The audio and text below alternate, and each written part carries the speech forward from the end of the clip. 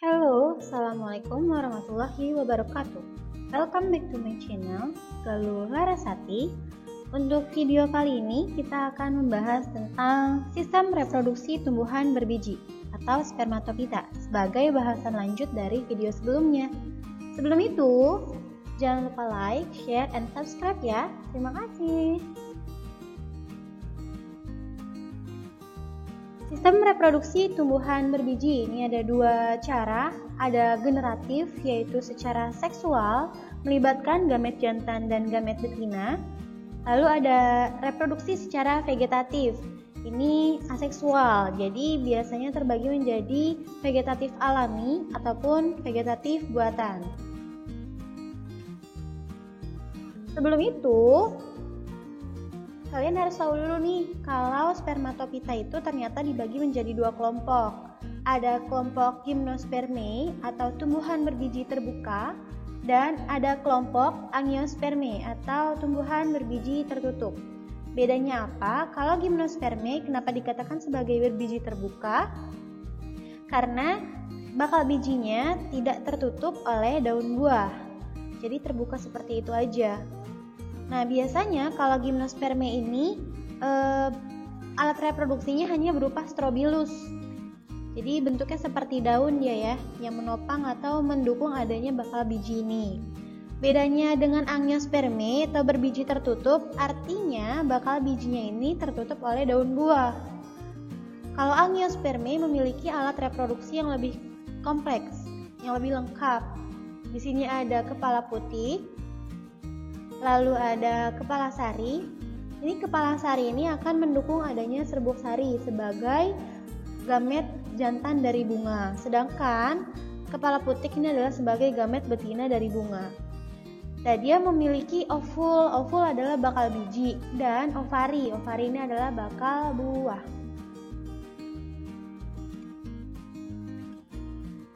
Contoh tumbuhan gymnospermae yang pertama ada ephedra, lalu ada melinjo, ada sikas, dan ada pinus. Ini merupakan contoh gymnospermae atau tumbuhan berbiji terbuka. Selanjutnya ini ada contoh angiospermae. Yang pertama ada kembang sepatu, Asteraceae atau suku dari aster, kelompok aster ya. Ini ada jagung, ini termasuk ke dalam monokotil, dan ada tapak dara.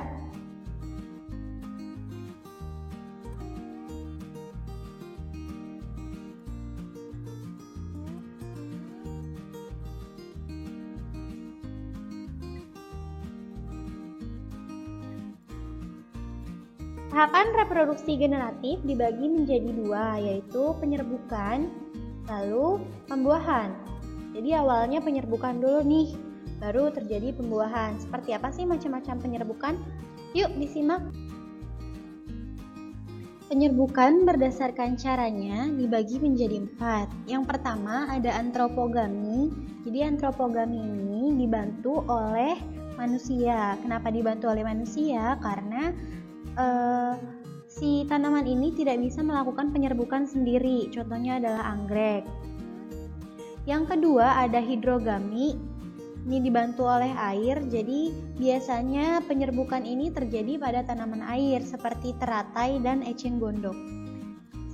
Yang ketiga ada anemogami, dibantu oleh angin. Jadi tanaman yang penyerbukannya dibantu oleh angin biasanya memiliki serbuk sari yang ringan sehingga mudah terbawa oleh angin.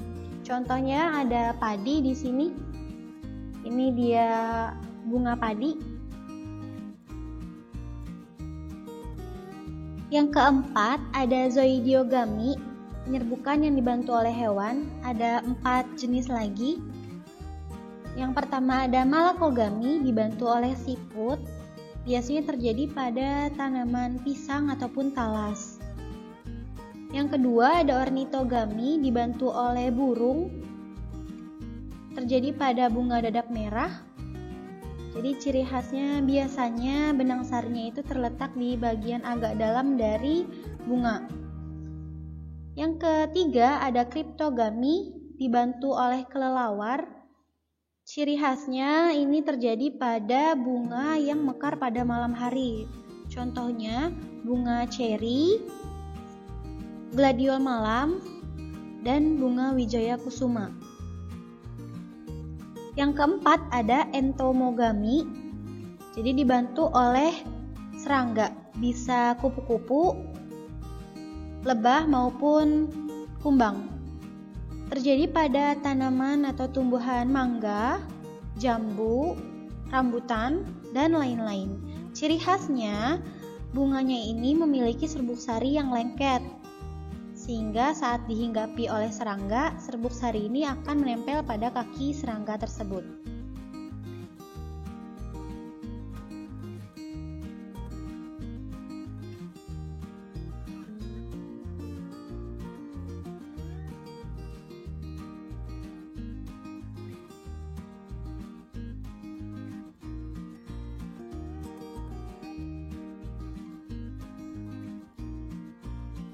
Penyerbukan berdasarkan asal serbuknya terbagi menjadi 4. Ini dia, ada penyerbukan sendiri atau autogami. Jadi serbuk sarinya, ini terbalik ya panahnya.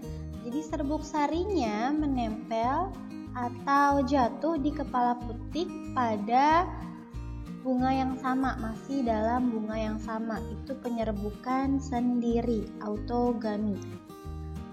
Kalau penyerbukan tetangga, geitonogami, ini serbuk sarinya jatuh di kepala putik pada bunga yang berbeda, tapi masih dalam satu pohon. Penyerbukan tetangga, geitonogami. Penyerbukan silang, ini serbuk sarinya jatuh di kepala putik pada bunga yang jenisnya sama tapi berbeda pohon. Nih ya, itu penyerbukan silang atau allogami.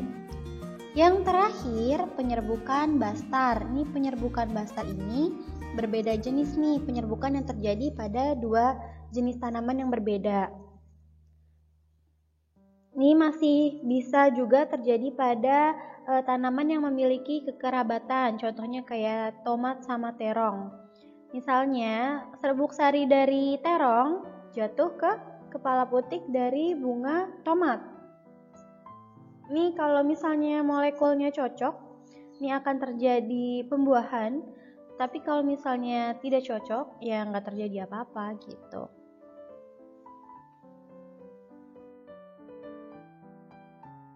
Tahapan selanjutnya dari reproduksi generatif pada spermatopita yaitu pembuahan. Nah, ini dia bagannya atau gambarnya.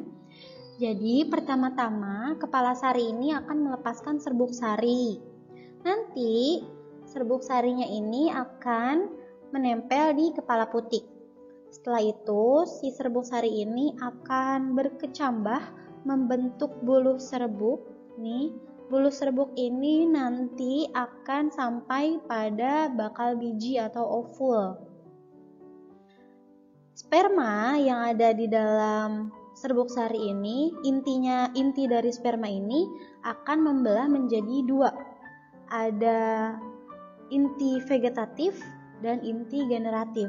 Inti vegetatif selalu berada di depan karena tugasnya untuk menembus dinding ovul atau bakal biji. Sedangkan yang di belakang adalah inti generatif. Nah, setelah masuk, tadi kan si inti vegetatif ini kan nembus dinding ini kan, bakal biji kan. Nanti habis itu si inti generatifnya bakal masuk nih. Setelah masuk, inti generatif terbelah lagi menjadi dua.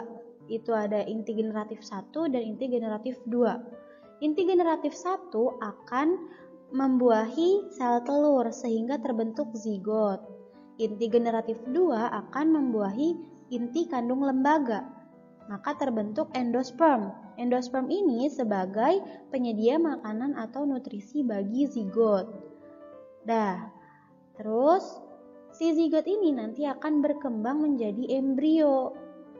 Kenapa dia bisa berkembang? Karena ada asupan nutrisi atau makanan yang dihasilkan dari endosperm ini.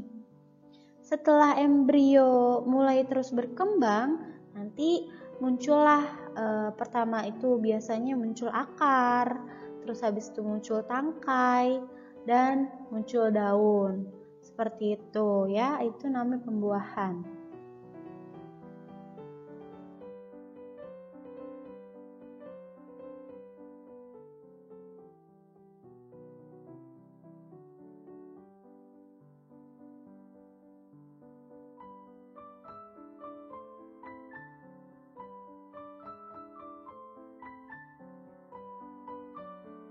Reproduksi secara vegetatif pada tumbuhan berbiji atau spermatopita dibagi menjadi dua. Ada vegetatif alami dan vegetatif buatan. Vegetatif alami diantaranya ada tunas, tunas adventif, rimpang, geragih, umbi lapis, umbi batang, umbi akar. Sedangkan untuk vegetatif buatan diantaranya ada cangkok, stek, merunduk, okulasi atau menempel, menyambung, dan kultur jaringan. Vegetatif buatan akan dibahas di video selanjutnya karena berkaitan dengan teknologi pada sistem reproduksi tumbuhan. Vegetatif alami. Yang pertama ada tunas. Jadi tunas ini merupakan hasil pembelahan sel pada jaringan meristematis seperti di ruas-ruas batang, ketiak batang, atau pada ujung batang. Biasanya tunas ini terjadi pada tanaman bambu, pisang, ataupun tebu. Rebung juga bisa. Ini biasanya tunasnya ini tumbuh di samping atau di dekat dari induknya. Berbeda dengan tunas pada rebung, kalau tunas adventif, tunasnya ini muncul di tepian daun dari cocor bebek. Ini hanya ada di cocor bebek. Lalu ada rimpang. Ini rimpang biasanya terjadi pada tanaman jahe, lengkuas, terus kunyit. Jadi di jahe dan kawan-kawannya ini kan ada ruas-ruas ya nih, yang ini ruas-ruas. Nah, di antara ruas-ruas ini nanti akan muncul individu baru gitu. Terus ada geragih atau stolon. Jadi ini batangnya menjalar di permukaan tanah. Nanti dari si ruas-ruas batang ini akan muncul akar. Lama-kelamaan muncul individu baru. Yang kelima ada umbi akar. Umbi akar kan jadi di sini akarnya itu sebagai tempat penyimpanan cadangan makanan. Contohnya ada wortel sama singkong. Nah, dari akarnya ini nanti bakalan muncul batang dan daun. Jadilah individu baru. Ini contohnya, ini sisa-sisa akarnya ya. Ini batangnya yang tumbuh di atas akar. Jadi itu ini akar sebenarnya. Lalu ada umbi lapis. Ini umbi lapis nih memiliki bagian yang namanya cakram. Ini ada bagian putih-putih di sini. Ya, kalau di buku ada tuh, dilihat jelas di dekat ujungnya warna putih-putih itu cakram. Nah, itu bakal batang. Jadi nanti batangnya muncul dari situ. Nah, umbi lapis ini kenapa dikatakan sebagai umbi lapis? Karena daun ini sebenarnya daunnya ini berlapis-lapis. Seperti itu. Ini contohnya ya, munculnya dari bawangnya ini. Terus ada umbi batang. Kalau umbi batang, jadi contohnya ini adalah kentang. Kentang ini dikatakan sebagai umbi batang karena dia sebagai tempat penyimpanan cadangan makanan. Dari kentangnya ini nanti muncul nih tunas-tunas sehingga nanti terbentuk individu baru. Beda gambar antara umbi akar. Kalau umbi akar kan memang dia itu akar. Terus habis itu di ujungnya ini masih tersisa-sisa akar. Tapi kalau umbi batang di ujung dari akarnya ini ya kentang, karena kentangnya tadi sebagai sebagai tempat penyimpanan cadangan makanan gitu.